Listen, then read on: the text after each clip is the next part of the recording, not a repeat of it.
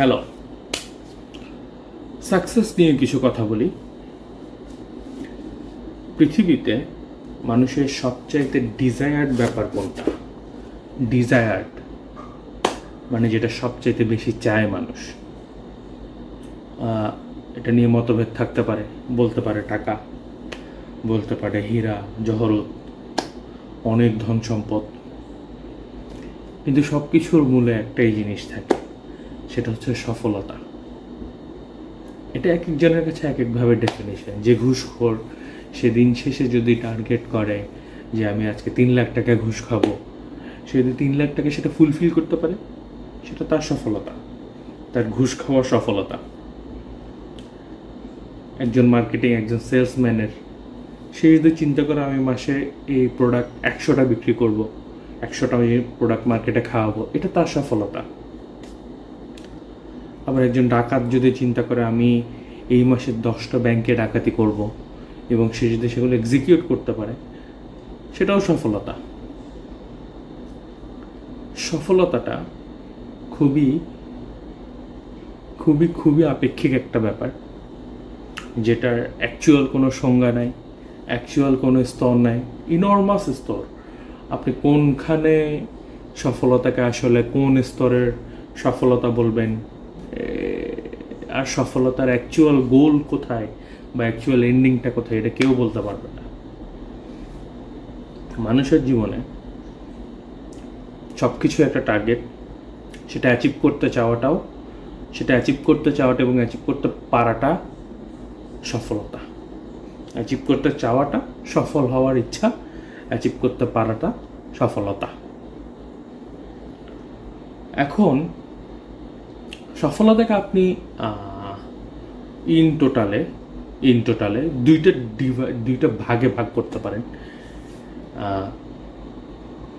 একটা হচ্ছে আপনার কর্ম, মানে যে কাজগুলো অ্যাজ এ মানুষ হিসেবে আমরা যে কাজগুলো করে থাকি, মানবিক কার্যাবলী বলাটা ঠিক, বা হিউম্যান অ্যাক্টিভিটিস যেটা বলা যায়, চাকরি বাকরি, সংসার,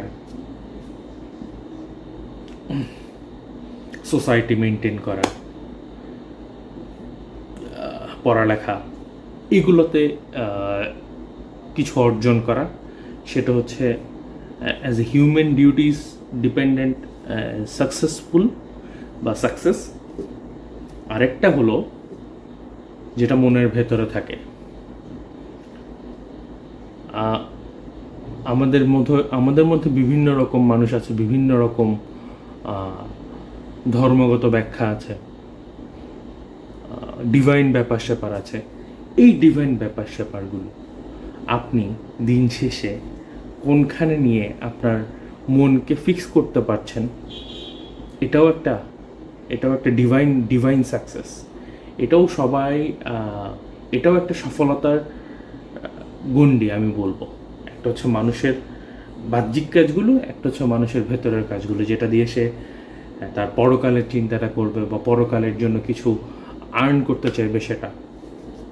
এখন আমাদের দেশে হয় কি, আপনি যখন বিভিন্ন রকম এই যে মনে করেন ইনফ্লুয়েন্সার থাকবে, বা ইনফ্লুয়েন্সারই বলি, তারা যখন তাদের বক্তব্যগুলো পেশ করে ওয়ান সাইডেড, যে সাবজেক্টে থাকে সে না সেই সাবজেক্টটা নিয়েই কথা বলে। হ্যাঁ, আপনি তখন মানুষ এটা ঠিক করতে পারে না। এটা এটা এটা ঠিক মানে একটা সরল সোজা লাইনের মতো ব্যাপারটা থাকে না তখন। যারা সোশ্যাল ইনফ্লুয়েন্সার, যারা হচ্ছে হিউম্যান অ্যাক্টিভিটিসকে সফলতা হিসাবে বিবেচনা করতে চায়, তারা সেই ব্যাপারগুলোই ফোকাস করতে চায়। এই তুমি পড়ালেখা করো, এই তুমি ইঞ্জিনিয়ার হও, তুমি ডাক্তার হও, এরকম হলো ওরকম হতে পারবে, এই হলো আইমান সাদিক হলো, হ্যাঁ এই হলে ওই হলো, রাফসান হলো, হ্যান হলো, ত্যান হলো, এগুলো খালি হলো, এই হলো, সে এরকম হলো, তুমি এরকম হও, বা এই হওয়াটাকেই সে সাকসেসফুল বলতে চাচ্ছে। টম ক্রুজ হওয়াটা এক ধরনের সাকসেসফুল মাইলস্টোন তাদের জন্য। কিন্তু সে এখানের মধ্যে শুধুমাত্র হিউম্যান যে ডিউটিসগুলো আছে সেগুলোর কথা বলেছে, তার যে বাহ্যিক ডিউটিগুলো, আউটসাইডের ডিউটিগুলো, ইনার ডিউটির কোনো কানেকশান সে এখানে আনেনি।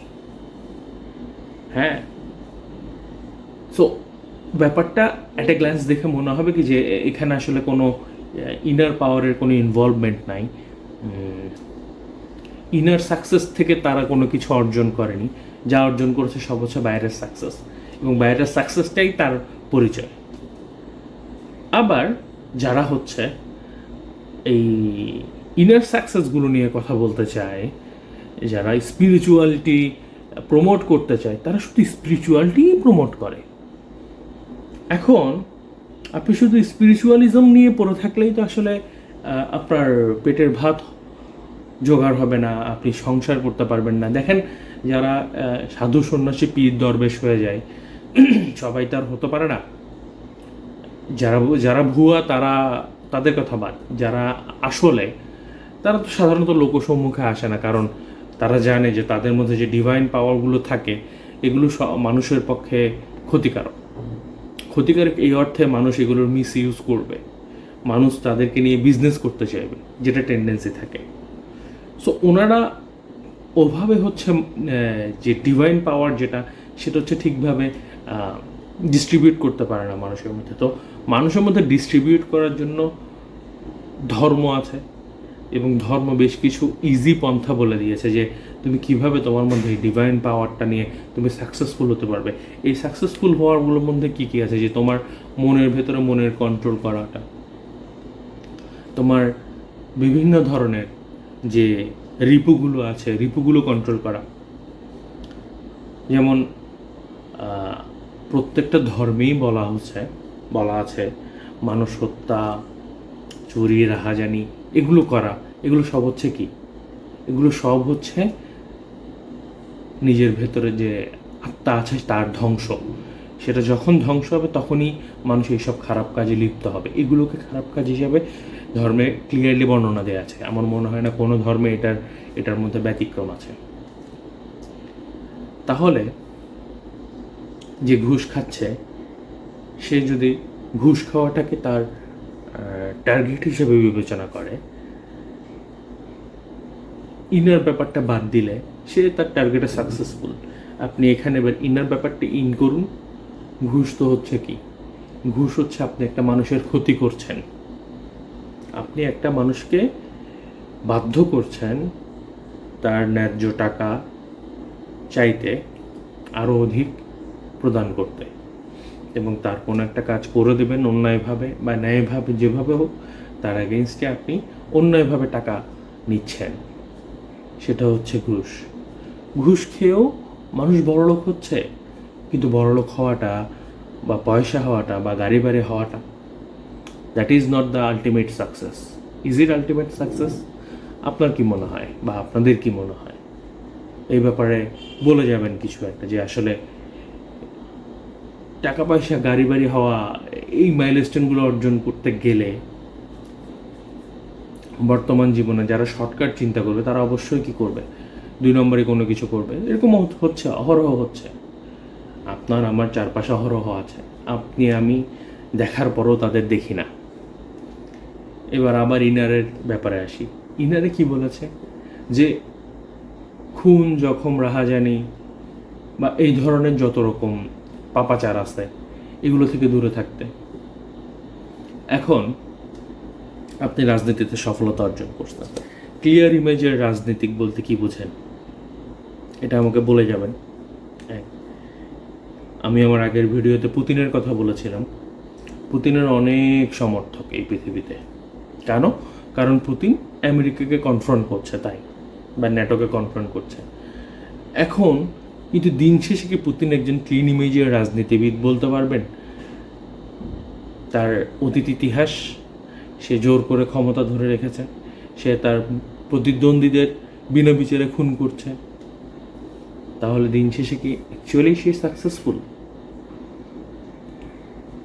Compare to them? আপনি ভারতের নরেন্দ্র মোদীর কথা বলুন,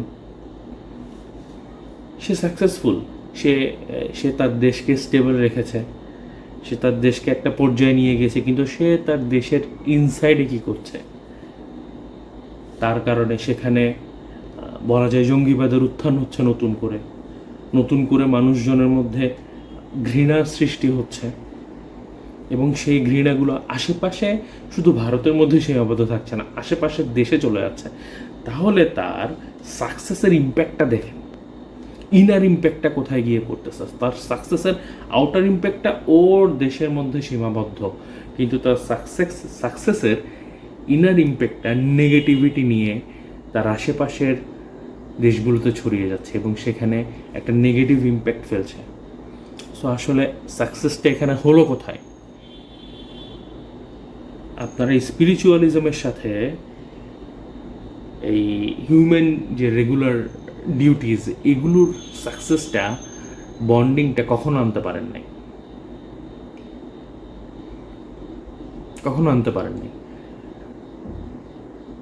টম ক্রুজ যেভাবে টম ক্রুজ হয়েছে, সে শুধুমাত্র তার পরিশ্রম দিয়ে টম ক্রুজ হয়নি, সে তার ইনার সাকসেসটা আগে অর্জন করেছে, দেন সে তার আউটার সাকসেসটার মূল্য পেয়েছে। আপনি যদি নিজেকে কন্ট্রোল করতে না পারেন, তাহলে দিন শেষে আপনার আউটার সাকসেসের কোনো ভ্যালু নেই। হয়তো আজকে আপনি টিভিতে দেখাবে আপনাকে, হয়তো আপনি সস্তা দরে সেলিব্রিটি হবেন, কিন্তু মানুষ আপনাকে পেছনে গালিটা দেবে। হয়তো পাড়ার মসজিদে যিনি নামাজ পড়াচ্ছেন, তাকে হয়তো ওই পাড়ার 300, 400, 1000 মানুষ ছাড়া কেউ চেনে না, কিন্তু তার জন্য যে ভালোবাসাটা থাকবে, তার জন্য যে দোয়াটা থাকবে, সেটা কিন্তু ওই মনের ভেতর থেকে একদম পিওর ভালোবাসাটা, পিওর দোয়াটা মানুষ তার জন্য করবে, এবং সেটা ইনার সাকসেস। এখন ইনার সাকসেসের সাথে আউটার সাকসেসটা কম্বাইন করা কতটুকু যাবে, সেটা আসলে এই যারা সোশ্যাল ইনফ্লুয়েন্সার আছে, তাদেরকে আসলে এই জিনিসটা বলতে হবে যে না, তুমি এই ব্যাপারগুলো তোমাকে করতে হবে, তোমাকে অধ্যবসায় করতে হবে, তোমাকে তোমার মন সুন্দর রাখতে হবে, তাহলে তুমি একটা সুন্দর রেজাল্ট পাবে। তোমার আউটার ব্যাপারটা সুন্দর হবে, তোমার মন সুন্দর হবে, এটা তো সব ধর্মে বলে গেছে যে তোমার মনের ভেতরে সুন্দর করো। তোমাকে তো বলেনি আগে যে তুমি খুব বড় বাড়ি করো, বা এটাও বলে না যে হ্যাঁ ঠিক আছে তুমি আমাকে অনেক বড় একটা মসজিদ করে দাও, এই করে দাও, শ্যান করে দাও, ওরকম মন্দির করে দাও। না, এগুলো কখনো বলা হয় না। মানুষকে আগে বলছে যে তোমার মনের ভেতরটা পরিষ্কার করো, দেন হচ্ছে তুমি বাইরেরগুলো নিয়ে কাজ করো। যেখানে তোমার মনের ভেতরে পরিষ্কার না, তুমি ঘুষের টাকা দিয়ে একটা মসজিদ বা মন্দির করলে সেটার অ্যাকচুয়াল সেখানে যে পবিত্রতার যে ছাপটা পড়ার দরকার, সেটাকে আসলেই পড়বে তখন সেখানে। আপনি মনে করেন সেটা বলবে। ধর্ম আমাদেরকে বাঁচতে শেখায়, ধর্ম আমাদেরকে চলার পথে চলতে শেখায়, জানার পথে জানতে শেখায়, কিন্তু ধর্ম আমাদের এটা শেখায় নাই যে 2 নম্বরই করো, মানুষকে ঘৃণা করো, চুরিচামারি করো। কিন্তু আমরা প্রতিনিয়ত সেটাই করতেছি, এবং সেই পথেই সাকসেসের খোঁজ পেয়ে আজকাল আমার তো মনে হয় বাংলাদেশে অ্যাকচুয়ালি আসলে খুব বেশি আর মানুষ বাকি নাই যারা আসলে 2 নম্বরের বাইরে থাকে। এখানে কোনো উপায় নাই। আমি জানি না অন্যান্য দেশে কতটুকু, কিন্তু আমাদের দেশে আমি দেখি না। It's a pretty grave matter that we are living a very, কি বলা যায়, করাপ্ট ওয়ার্ল্ড। ধন্যবাদ, ভালো থাকবেন সবাই।